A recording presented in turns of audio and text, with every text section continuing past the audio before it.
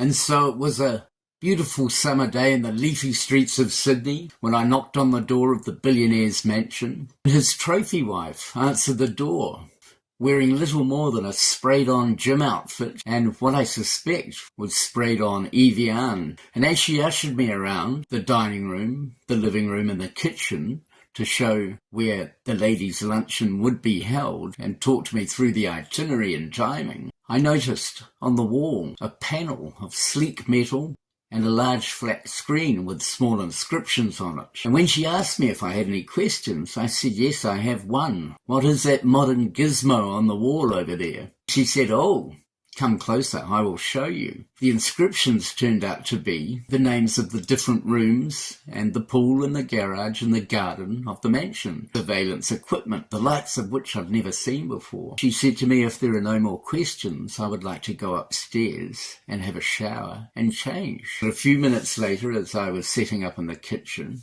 I had a dreadful idea, which is the source of the billionaire's annoyance. I walked over to the panel, testing its ability by pressing the button for the garden and the pool. It had great clarity and focus. I tentatively put my finger over the master bedroom and pressed it with a devil-may-care attitude. The trophy wife answered almost immediately with, hello, Tim, the camera in this room is blocked.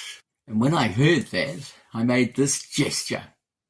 And then she followed it by saying, but your camera is not blocked and I can just see what you did. Trying to reclaim some kind of dignity, I said, but of course, I knew the camera would be blocked, and that is why I have pushed the button to ask you a very important question. I need to know which set of cutlery you would like on the dining room table today. And she replied, well, I was thinking of the cutlery that is already set up on the dining table. Which I went, oh no. So, knowing when to quit, I said that'll be all. Sometime later, the billionaire arrived home, and the trophy wife, who is now downstairs and suitably attired, said, darling, I would like to introduce you to Tim. He is doing the catering today. To which he replied, I know, I saw him setting up. He looked at me with his cold, steely blue eyes, the eyes of a billionaire, who was not afraid